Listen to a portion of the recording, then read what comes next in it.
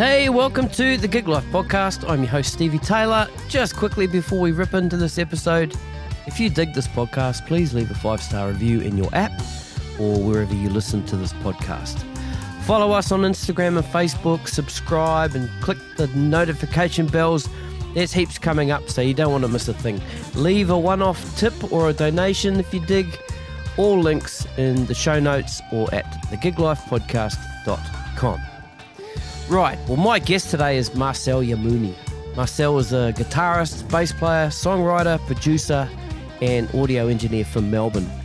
He has a new album out called Essential Arteries, which he wrote and recorded and produced during the Melbourne lockdowns. And I got to say, it's pretty bloody awesome, eh? He's world class, man. I've been a fan of Marcel's music for quite a while, and we've also been talking over social media for quite a while as well, so it was cool to actually sit down and hang out and have a chat. This is episode 131, and I hope you enjoy my conversation with Marcel Yammouni.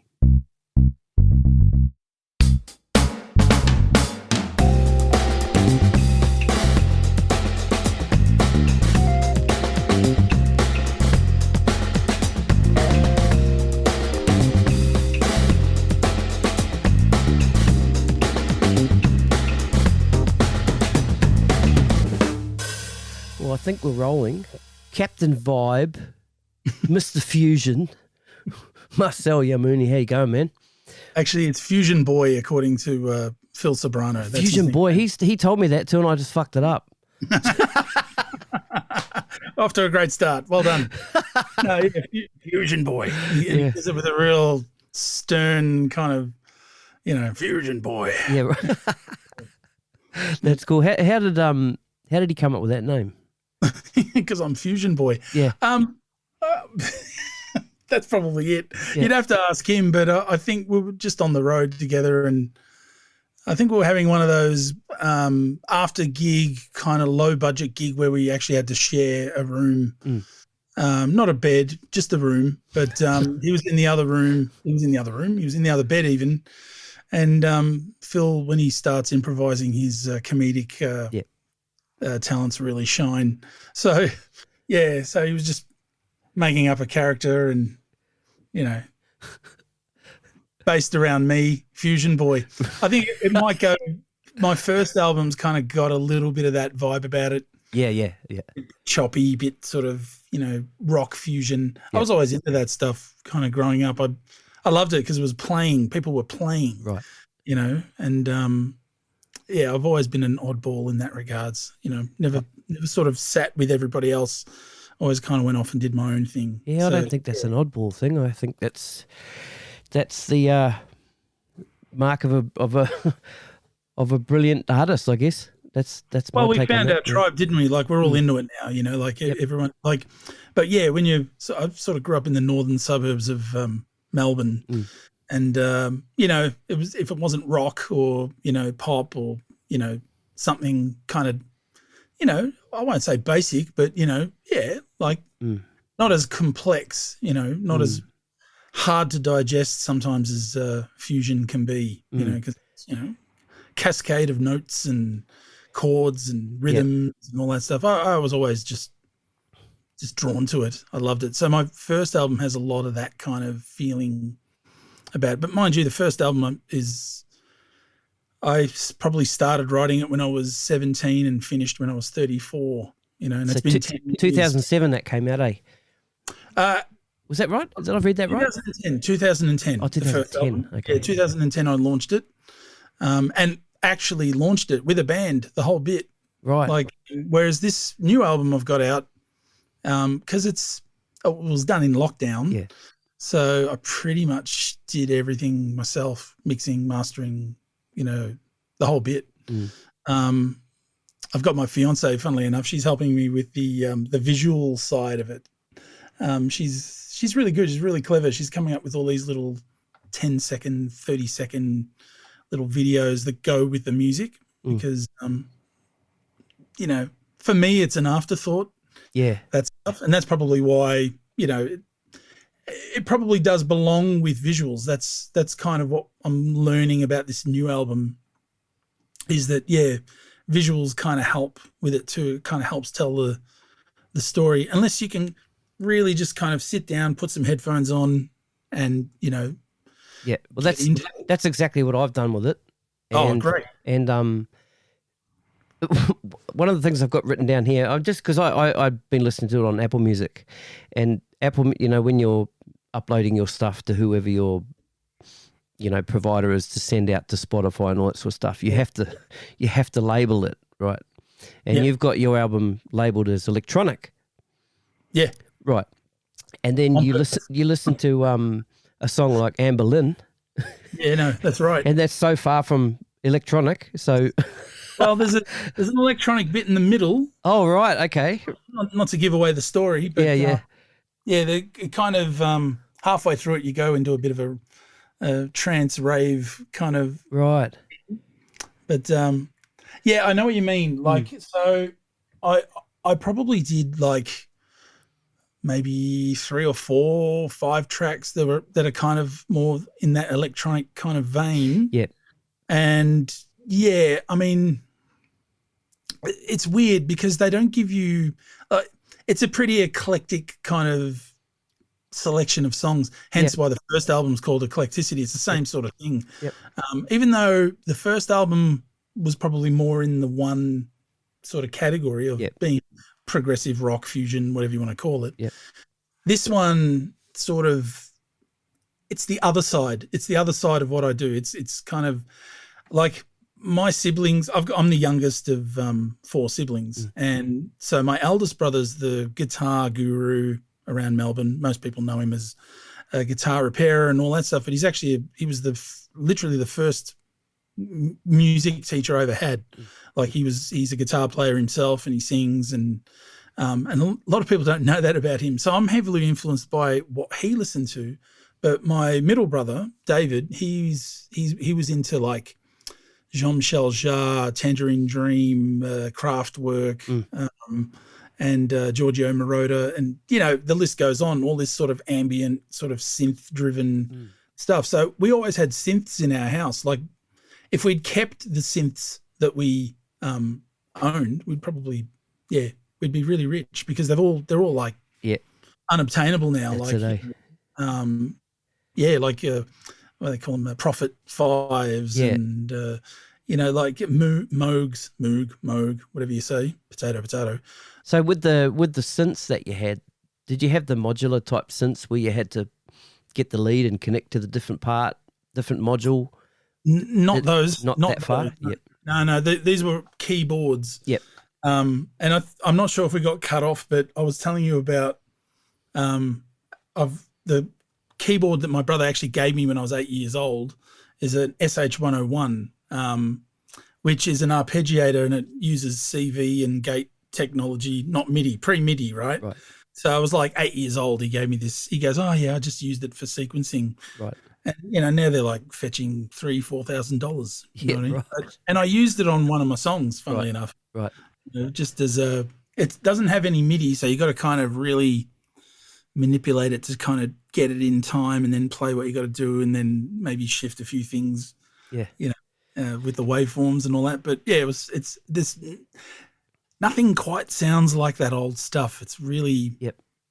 I mean, I'm an advocate for valve amplifiers and guitars and whole but oddly with this album I didn't mic one cabinet. Yeah, right. Yeah, I used I've got a 2 Notes Torpedo, which is like a cabinet simulator. Yep. And load box. So I run my Marshall through that, and then nerd shit, but I get it. But but a lot of the stuff, a lot of the guitar sounds, bass sounds, everything that you hear is all quotation fingers. Yeah. Synthetic. Yeah. Yeah. But they're getting so good with this stuff now. Absolutely. The rhythm guitar sounds on the album are fantastic.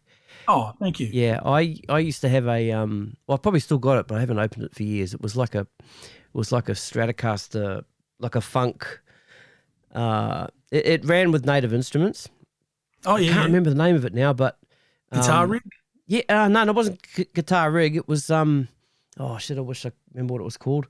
But you could play it off MIDI, and it would play a rhythm guitar pattern, a funk guitar pattern. If you, it plays it for you. It plays it for you, yeah. Oh, right, okay. Yeah.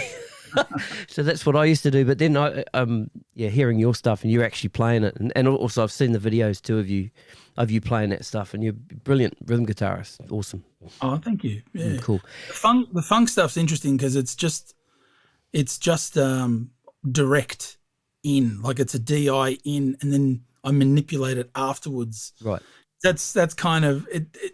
It's very quick and immediate. Yep. You know, so you compress it, you put chorus on it, you know, you widen it a little bit, and then you sort of play your plunky parts. And so even that, like that's about as direct as it gets, literally. Right. Like straight in. Right.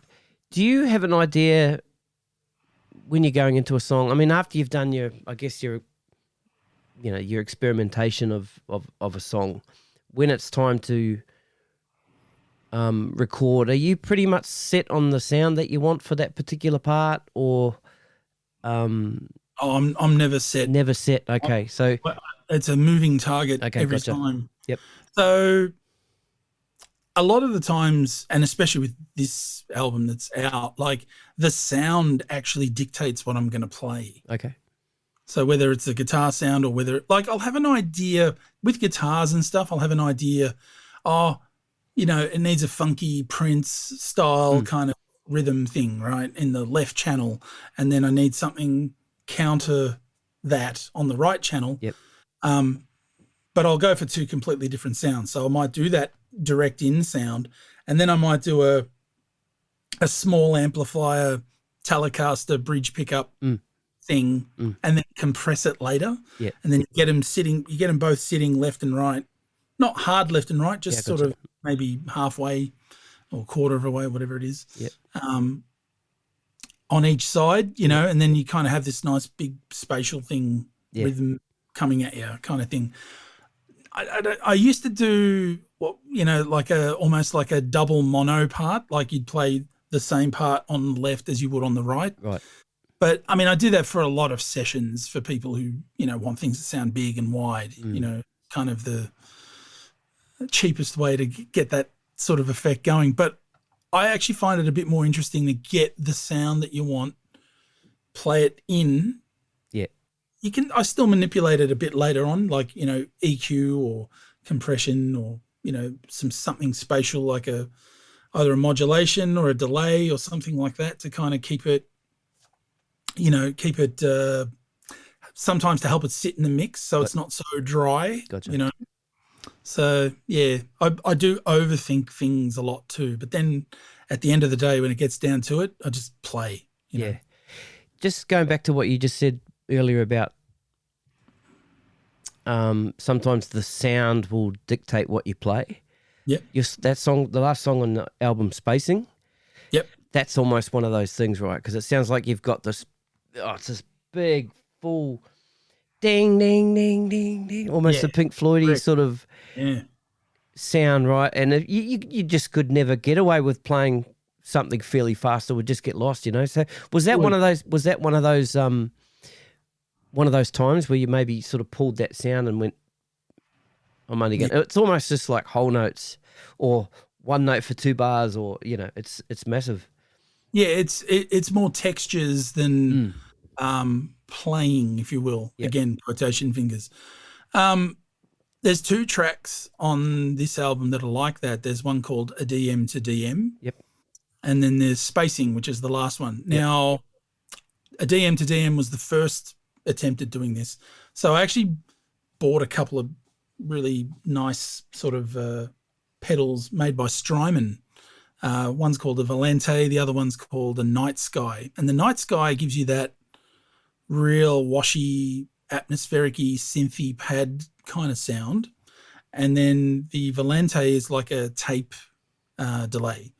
And you can set the repeats to kind of go on. So like you said, you hit one note and it echoes for, 5 seconds.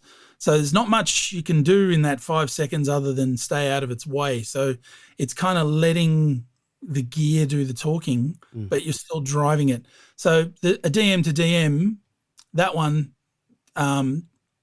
is an improvisation.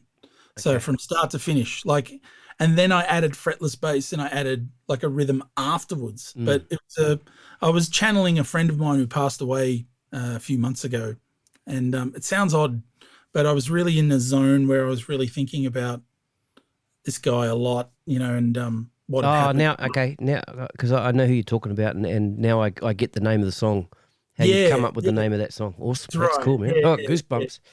Oh, yeah. Look, thank you. Yeah, look, it was, and I was really meditating on him. You know what I mean? I was really just I had him in my thoughts, and I was in my room. I'm in this room, and I had the guitar, I had the pedals, had the volume pedal to get rid of any anomalies. You can kind of play and then take the volume out of the guitar to let the space go. And then you got like looping kind of drone functions and all that sort of stuff. So I literally just improvised that piece start to finish. And then I was almost going to leave it like that, but then I just went, no, I think it deserves to be supported by a little bit of fretless bass, which I did. And then just a simple kind of almost a heartbeat of a rhythm underneath, little sub kick kind of thing. So, yeah, and then so that happened, and then I decided I needed a 10th track for the record, and I was trying to come up with something big, and I really wanted to get this record out. Like I put all this stuff up on TuneCore, whatever it is that, the mediator between you and the streaming platforms. They asked for a month, so I put it up, sort of mid-December. And it was sort of early December and I needed another track. And so I decided to go for it again. So that last track is Spacing, but I used a baritone electric that's tuned to fourth lower than a regular guitar. So it's got a nice in-between bass and guitar kind of sound. So it worked a treat with those very same pedals that I used on the previous track. So, and you can it's funny. You could really kind of go off into the stratosphere. You know what I mean? I know. Your mind can. I can do it for like half an hour without stopping and just, it's that kind of sound. But yeah, I concise everything down to 4 or 5 minutes. With most things that I write. That's cool. I don't want to ask for your attention like any more than absolutely, I appreciate you bringing out an album that's more than 40 minutes long, or half an hour even, because this is about 49 minutes long, I think, this album. And the reason I say that is, there's been some mainstream stuff that's come out lately, and I was really looking forward to the Silk Sonic album coming out, and fantastic album, Anderson .Paak and Bruno Mars. Great. Awesome. It's only 29 minutes long. Yeah. Well, I'm like, what? I was so disappointed, So I've kind of been secretly judging people that bring out music now, and anything that's over 35 minutes, you're winning. Oh, good. Oh, that's value for money. Yeah, for sure. Can I just hit play on please, on Spacing and Sure. Yeah, and then let's have a bit of a listen to it. No worries.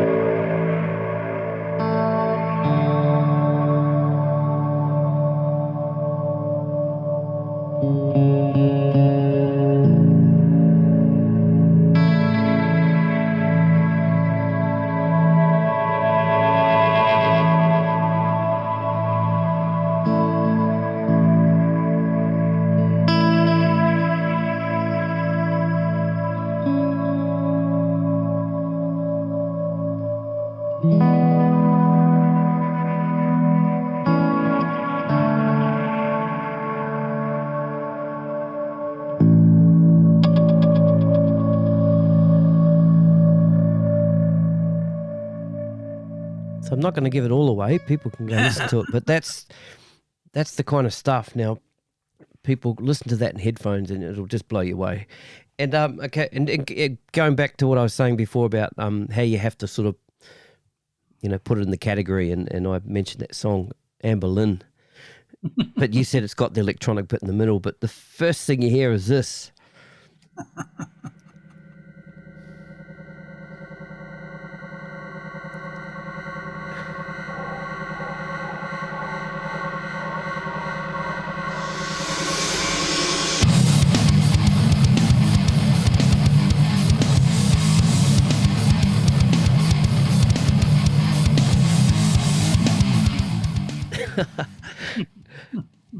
How'd you come up with that one? Where did Amber Lynn come from?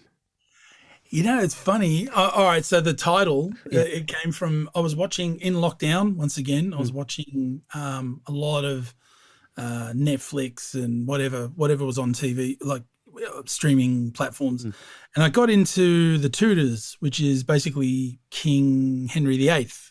And he had, however many wives, 5 or 6 wives. I can't remember exactly. But one of them was Anne Boleyn, right? And I just because it kept rolled off the tongue as Anne Boleyn. I thought I was saying Amber Lynn, right? And then not realizing that later on, like, no, it's Anne Boleyn, not Anne Boleyn. And then I found out, and I swear I found out later on, after I titled it and the whole bit, that Anne Boleyn is actually a porn star.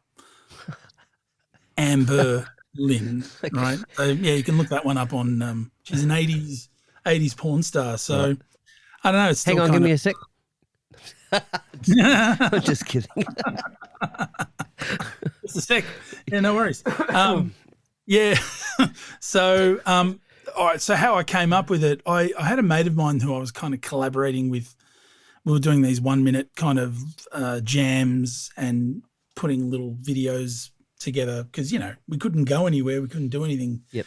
And it seemed to be all the rage at the time. I got sick of it pretty quickly doing these ISO jams, they were called. Okay. And I say were called because we don't need to do them anymore. We can all hang out, sort of. Yep. But yeah, so and I my buddy wanted to do another one, and I wrote that piece. And I sent it to him, and I programmed the drums, very quickly and did all that sort of stuff, and then sent it off. And all of a sudden, he was like, I'm too busy. I can't do that. And I'm like, oh, really? Busy doing what? What are you busy doing? But I think he shit himself a little bit because it's quite technical. He would have crushed it. Right. This guy would have absolutely killed it. But yeah, so I kind of went, oh, all right, well, you know what? I've written it now. We're in lockdown. So I actually released it on Bandcamp first without the techno bit that's in the middle. And that evolved a bit later on. I remember I was listening to it and I went, I think it just needs another section to kind of just give everyone a break from the ferocity of, rhythm metal guitars, So yeah, I put that little bit in the middle, which I think works. I hope it does. I don't know, Steve. You're gonna have to tell me if it works. But well, I think it works. So listeners, go have a listen and let us know if it works. Let's know if it works. Let us know if it works. We can always change it. No, we can't. Well, I could always release another version with a remix. There's a version without it, so you can always go back to that. Okay. So there's a version on Bandcamp. So Bandcamp was another thing that I discovered during lockdown. I didn't know about it beforehand. Oh, right. Okay. It's actually the best for the artist. Absolutely. Bandcamp. Like, if you actually want to support an artist, go and buy their music on Bandcamp because they actually get quite a significant chunk of it. Not that it's not why I released this record anyway. I look at this record as a bit of a business card for me as well. Not I'm trying to drum up business, but it's kind of like, this is what I can do. I'm not just a guitar player or a bass player or I'm a composer. I can mix your albums. I can, produce, master, mix, whatever you want. You know what I mean? Sort of, I've always been interested in that side of the music game the behind the scenes stuff. Yep. I've always been fascinated by that. You know, it's all about gear and twiddling knobs to get sounds and, you know, mucking around with plugins and moving microphones and what have you. So yeah, bit of a geek in that regards. I've always been into that sort of stuff. That's probably why I didn't get that good at playing the instrument. I spent a lot of time with sound and, you know, composing as well. So whoever said that you're not good at playing the instrument? You sound pretty bloody good to me, and everyone I've talked to about you also think the same thing. So maybe I could have gotten better. I don't know. A little bit too humble there, my friend. Oh yeah, maybe too let's humble. All right, let's go back to because you know the what usually happens in the podcast is there's like we talk about history and that kind of stuff, and then talk about music and, you know, what albums and stuff. But we've done this in complete reverse, and I think it's kind of cool because it's got me on my toes, right? You're out of your comfort zone. Nice. Yeah. So let's roll back now. Sure. And because I'm interested to know, you know, I mean, you did briefly talk about your brothers and their sort of musical influence. Yep. I'd like to go a little bit further back, you know, talk about your you know, how music sort of came into your family and how you started playing, and then how you got into the production thing. Yeah, sure. And then that'll sort of get us to where we are now. Yeah, no, you're right. We've put the cart before the horse. So all right. So yeah, come from a musical family in the sense that both my brothers are musical. Mm-hmm. My brother Joe's the eldest, and he's a guitar player, singer, songwriter. He was a heavy influence in the early days with the actual instrument. And so I used to go, when I got to about 12, 13 years of age, I used to go and watch him play at pubs, and, you know, dreams and aspirations just started there. It's like, oh, I would love to be in a band, you know, I'd love to be in that band even, you know. So what was funny was probably not even a year or two later, I was in that band. Oh, cool. Because they needed a bass player. I'm a guitar player, but they needed a bass player. And you know, in the 90s, it was hard finding, you know, good bass players that could kind of do it. So they thought, well, why don't we invest a bit of time into little Marcel? And so I didn't even own a bass or own a bass rig. We used to hire.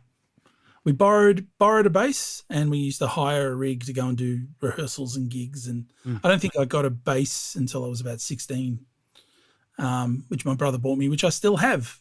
Fender Precision, you know, classic sound. So that's how the actual playing side of it started. But when my other brother used to live with us, we always had a music room, and that music room had the synths that we were talking about earlier. And it had sequencers, and it had a 4-track, and we had a SMPTE time code thing that you could link the 4-track to the sequencer. So I learned how to do all that stuff through my brother Dave. And then he moved out, and then he took a whole bunch of stuff with him, and then I had to sort of come up with my own gear. So then the next thing I got was, he left me some gear. So he left me a DAT machine, and what would happen is I would record onto the DAT machine, and then I would play. We'd have 2 DAT machines, actually. I'd record off one DAT machine, and then I'd play the part live, you know, and then grab the tape, chuck it back into the playing one, then hit record on the next bit of tape. So like multi-tracking, but the long way around. You know, this is before computers were kind of, you know, I go back, you know. But yeah, it was before computers started doing that stuff. Then gradually just built the rig. You know, I actually got a couple of TV commercials early on in my studio career that I did with exactly that, playing stuff, you know, recording stuff onto the DAT, then playing a part on the DAT, and then making sure it was mixed. And, you know, you couldn't go back, you know. It was like almost like what the Beatles did, right, with their 4 tracks, you know. But nowhere near as good, of course. But it was that's how the technology part of it started. So heavily influenced by both of them. And then funnily enough, my sister's 5 years older than me, so we were both MTV generation. Okay. So we loved all our pop music of that time, NXS, Mr. Mister. So all those influences have kind of been floating around my whole life, and I think they're more evident in this latest release than maybe the first album I did. You know, so you can hear kind of the synth element, and you can hear, you know, programming and, you know, like synth bass, but with like an electric bass doing a bass pluck over the top kind of thing, you know, finding little spots and stuff like that. So I've always been into that kind of music. So yeah, it's come out now. That's cool. Now, I just want to mention the first time I ever heard of you, right? And it was this song. All right.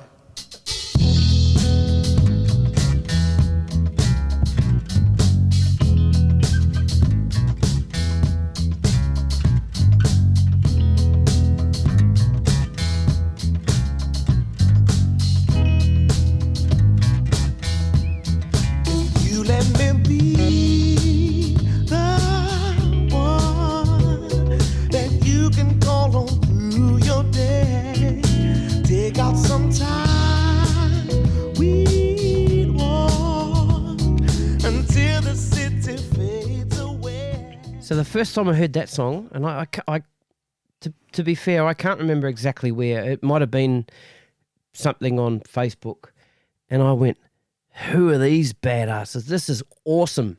So, of course, I found out who played on the album, and you play bass on that, and on half of it. So I'm about to ruin the illusion here, but okay. So that particular track, I mean, I played it live 1,000 times. Okay.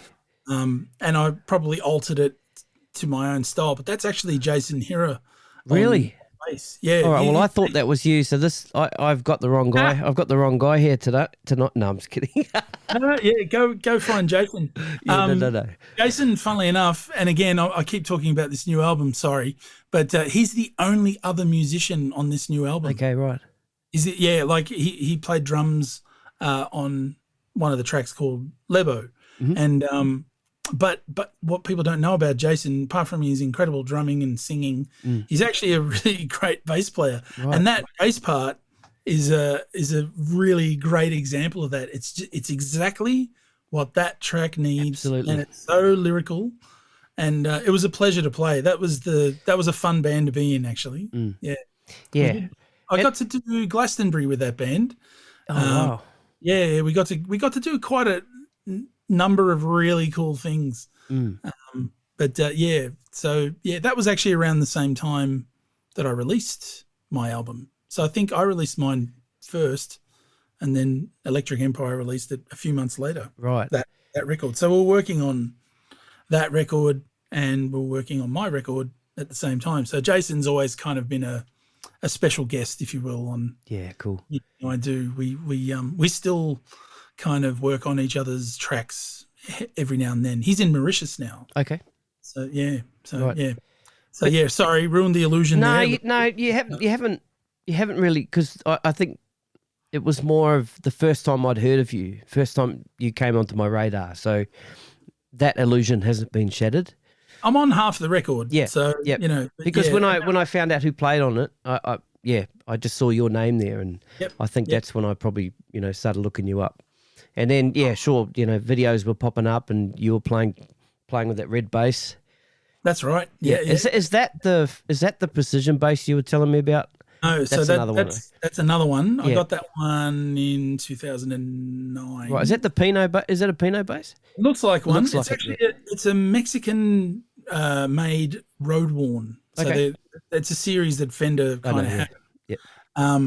That was probably the first of the road worn basses, and it's based off a 62 Jazz, and it sounds beautiful. I mean, I changed the pickups on that, and I had some wiring done, but I don't think it had even really needed it. It sounded good before I messed around with it. Now, when you're thinking small increments, like 5% increments, you know, what I did to that bass probably has improved the sound of it considerably. But yeah, it had flat wounds on it for a little while. But this was after Electric Empire.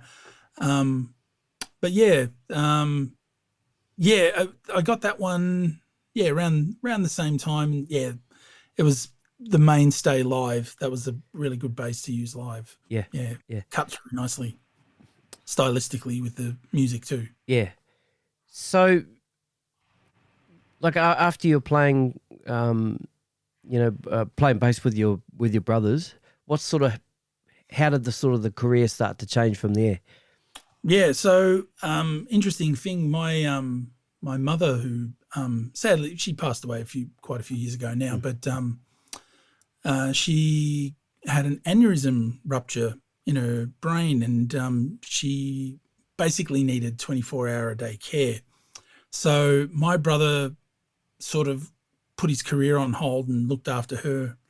So I was kind of left in this, okay, well, I can pretty much do whatever I want now. Like I wanted to be in a band, and I always thought that was it for me, like especially being in my brother's band, which was like big deal for me. Because it was a rock band, it was originals. We were getting out there, we were slogging it, we were hopping in, the Bedford van and driving up to Swan Hill and doing a show and getting $100 and coming. You know what I mean? Like all the horror stories, but like, well, I was loving it. I was in my element. I was just having a ball, playing music. But then so I actually didn't know if I was any good until I kind of got to year 12. And I did like VCE music, and I'm going to boast a little bit now. So here we go. I got an A+ for my solo. Say that again. An A+. I got an A+. Get right into the mic. Say that. Oh, sorry. I got an A+ for A+. Okay. Yeah, for my solo performance on bass. Okay. So I would have thought that would have got me into any kind of course that I wanted to. I applied for the what are they called? Victorian College of the Arts, VCA. And I got rejected from there. But what that did essentially was get me in touch with NMIT at the time, which is now called Melbourne Polytechnic. But back then it was TAFE College. And I sort of joined TAFE about 3 weeks into the year. And I was writing my own music and doing all that sort of stuff, but I was on my own at this point. Like, Joe wasn't doing music, and the band had kind of disbanded as a result. You can't sort of have a band without a lead singer, right? But which is ironic because all my music's instrumental. Hang on one sec. I'm just going to take a water. All good. Yeah, so I ended up at Melbourne, NMIT. Doing the TAFE thing for a few years. I wasn't good. I wasn't a good student, but I made friends with the teachers and a lot of the students there. And to this day, I still see quite a few of them, and I still go and visit, and sometimes even do little talks to current students about the path that I took and all that stuff. And then, so I did that course as a bass player. So it was kind of a bit of a flip around, So depending on when you met me determines what you think I play as far as an instrument goes. So if you met me during the Electric Empire era, you would think I was a bass player. If you met me at TAFE, you'd think I was a bass player. If you meet me now, you'll think I'm a guitar player or whatever. I mean, I had a stint with Vanessa Amorossi for about 7 years as well, touring the world with her. Playing guitar, right? Okay. Yeah. So, depending on when you met me, determines what instrument you know me for. But so I studied bass pretty much, and I was right into it, and I was and then everything kind of developed from there, because from TAFE I kind of moved into playing as a sideman for a lot of different bands over the years, and slogging away in the covers and the originals. And I'd always try and put my own thing out there as well. Like I always had some kind of with me, it was an instrumental thing because I can't sing, but although, I can sing, but I choose not to. But yeah, so it just evolved from there, evolved from the TAFE college, and, you meet your network of friends and colleagues, and then so on and so on. You just go through the scene and, eventually meet just about everyone. I mean, there's always new people to meet, but yeah, I've been very blessed. I've played with a lot of really, really great musicians and artists over the years. Yep. Very lucky. You mentioned touring the world with Vanessa Amorosi. Now, what's your take on world touring? Would you rather be where you are, producing records, making your own music, or touring the world? For me, the ultimate would be a balance of both. Like if you could ever kind of work out. I think that's why always being in a band kind of appealed to me, because you kind of you slog it out in the studio, then you get a little bit of cabin fever, and you want to get out there and see how your material works live in front of an audience. With Vanessa, I mean, I was the sideman, so we wrote songs together, and I even got a couple of songs on an album, of hers. But ultimately, I was her, the sideman, the guitar player. Yep.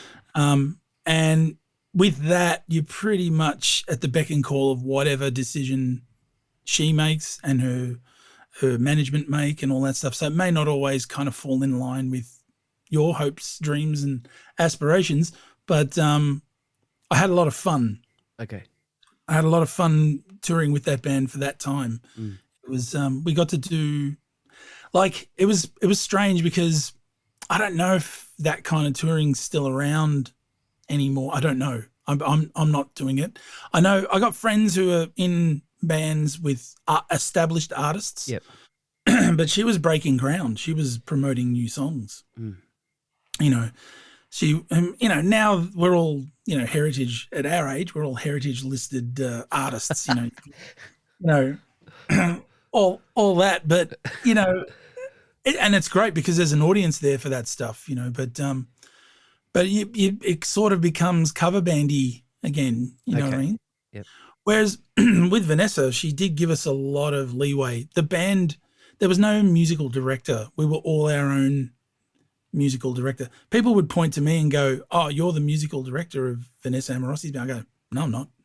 Like everyone's taking care of their own shit. Like I'm just playing the guitars. Yeah. Well, it's good to be in a situation. You obviously had other players in that band then that, like you said, knew their shit. Oh yeah, and no, it was a good band, and just knew what had to be done.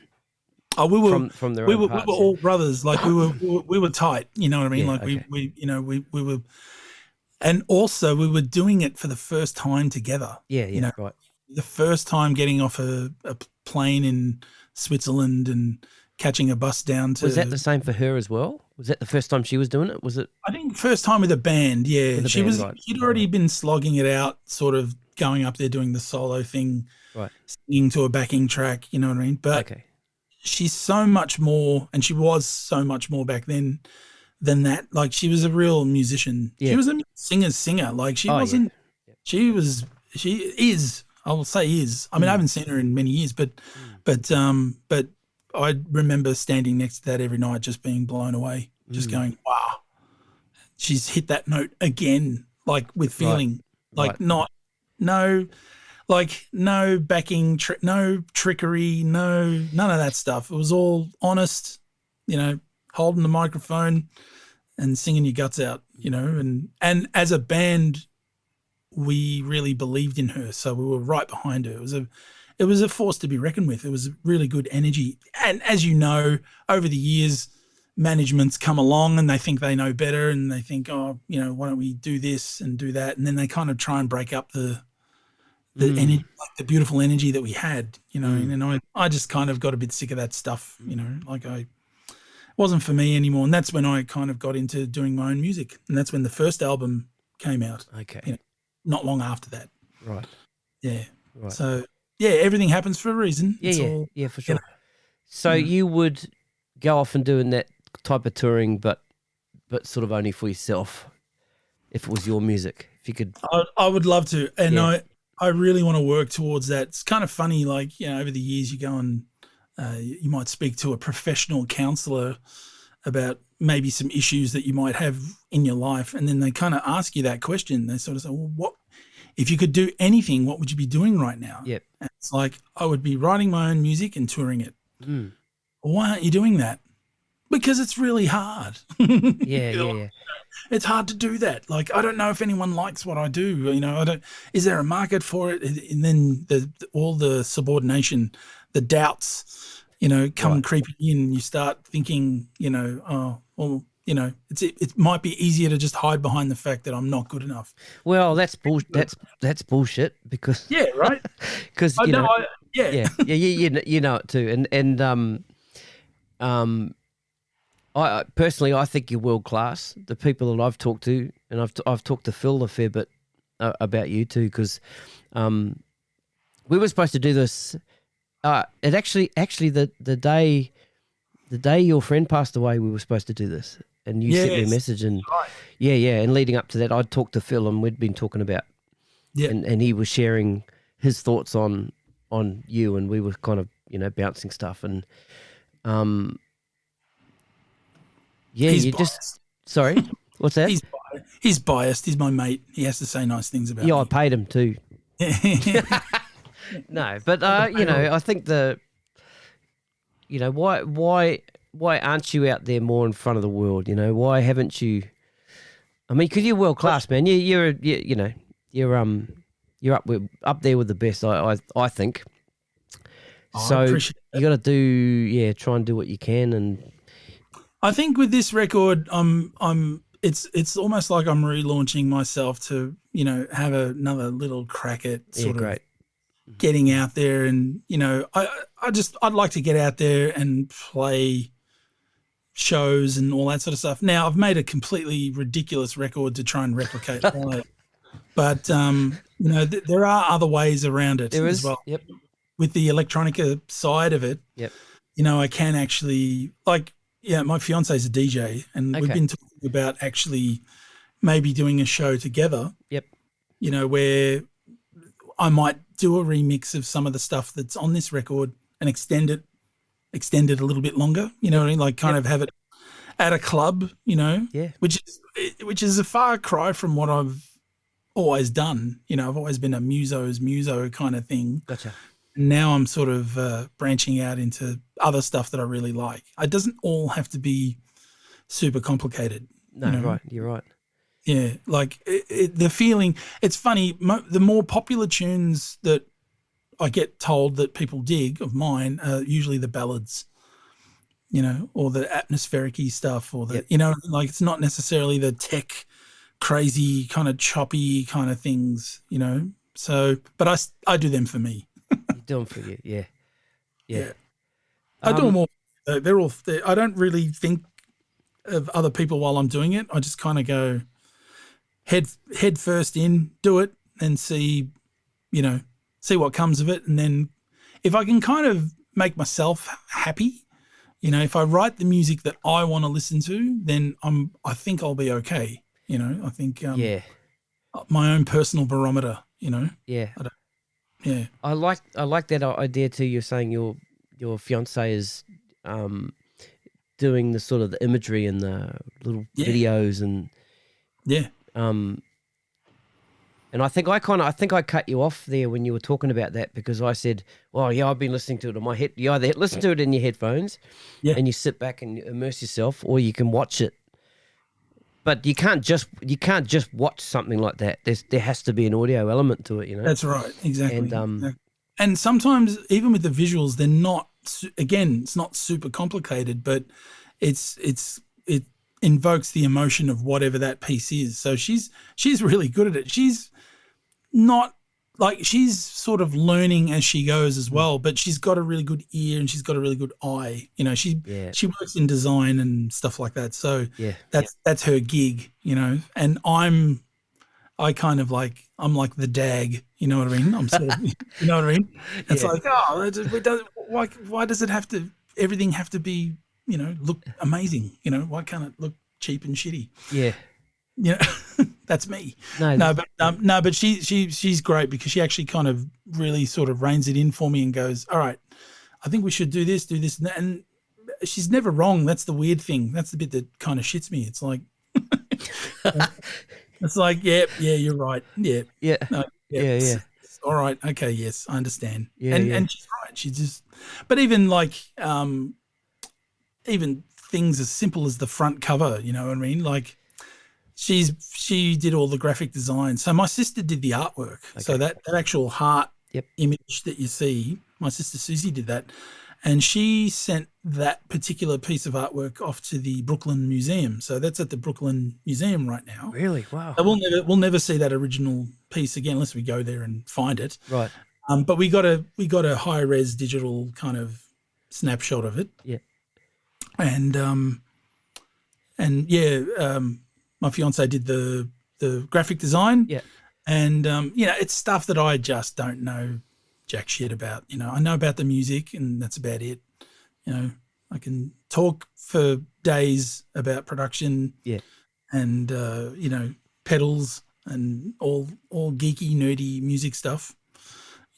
That's my field. But graphic design and not like moving it an inch to the left. Oh, that's much better. Like, well, is it? All right, cool. Looked all right to me.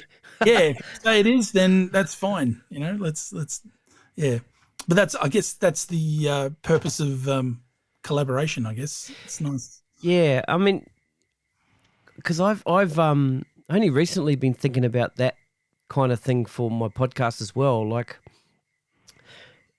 I've tried to do little sort of 1 minute snapshot audio type social media video things, but for me, it's just so tedious. And at the end, I don't think it looks good, where it would be cool if I could sort of get someone in, I might send a message out to people and see if I can get someone to do that. That'd be cool. But yeah, it would just sort of take it to another level. It's same thing with your music, like. Yeah, exactly. Yeah. Exactly. Like it's funny because, Romina, my fiance, she's got like today she texted me and said something like, hey, what if we sent your music to the Grammys, for example, right? And I'm kind of like, my first reaction is always, nah, no one's gonna. And then she's got me thinking, well, everyone had to start somewhere, right? Like if I send it to, I don't know what you would send it as, but like, maybe the album, I don't know. Yeah. You'd send it to them and you might get rejected the first time, but just keep sending stuff, you know what I mean? Like until you get through, right? That's what they used to do, right? It's pretty much what everyone does. I think she's helped me get over the potential rejection. Like I don't even care if it gets rejected by people. Yeah. And I think that's actually a healthy place to be. For sure. I actually don't care if people dig it or not. You know what I mean? Like it's good. And then, I've been very lucky actually. It's been really nice. It got released a week ago, like last Sunday. Yep. And I've got a lot of family and friends and colleagues and in the industry and all that stuff. And everyone's kind of been really, really getting behind this one. It's kind of feels really nice. Oh, good on you. You deserve it. It is really good. It really is. Well, even being here with you, like I know we talked about doing this last year, but I think it's so much better that we're here now because I actually have something to talk about. Last year I would have been talking about, what TV shows I was watching. You know what I mean? Like, we would have been talking about. So you're still in lockdown, hey? You're still in lockdown, hey? In Melbourne? Yeah, you got the record, haven't you? You got a record, And I'd be saying, because I'm in Sydney. Oh, we got a record too. We got the most cases now. Like it'd be that, hey. Very depressing podcast. Yeah, for sure. All right, man. So non-essential arteries. So where can people get that? Yeah, right. Well, it's on all the when I say all, it's on most of the sort of popular streaming platforms like Spotify, Apple Music. You can buy it on iTunes. You can also buy it on Bandcamp. And I was talking about Bandcamp earlier. That one actually, most of that sort of, if you're wanting to support an artist, check out their Bandcamp and you know, purchase it from there. You can preview from everything. If you've got a, you know, what should we call it? Subscription to Spotify or yeah, it's all readily available on that. You can even go to YouTube if you really want to check it out. So I've made it as readily available as I possibly can. Yep. For most people to check out. So yeah, you can just type in my name into any of those. Yeah, I'll put a link in the show notes. Oh, beautiful. Yep, yeah, cool. That'd be great. Yeah, awesome. Yeah, man. Thanks. Marcel, it's been awesome talking to you, man. I'm glad we finally got to do this. And thanks, Steve. Thank you. like I said, I really enjoy the new album as much as I enjoyed the last album. I wish you all the best with it. And yeah, man, do your best to get it out there in the world. And yeah. Well, hopefully I've won some people over today. You know. Well, we'll see with the politics thing. Yeah. I'll have to edit that bit out. Well, that's my fault. Okay, so you know, still go get the album. That was all my fault. Yeah, I love it. That's great. No, thanks, Steve. Thanks for having me. It's sweet. Great to finally talk to you. Yeah, man. Cool. Cheers, All right, brother. Marcel. Take it easy, bro. Thank you so much. See you, man. Bye.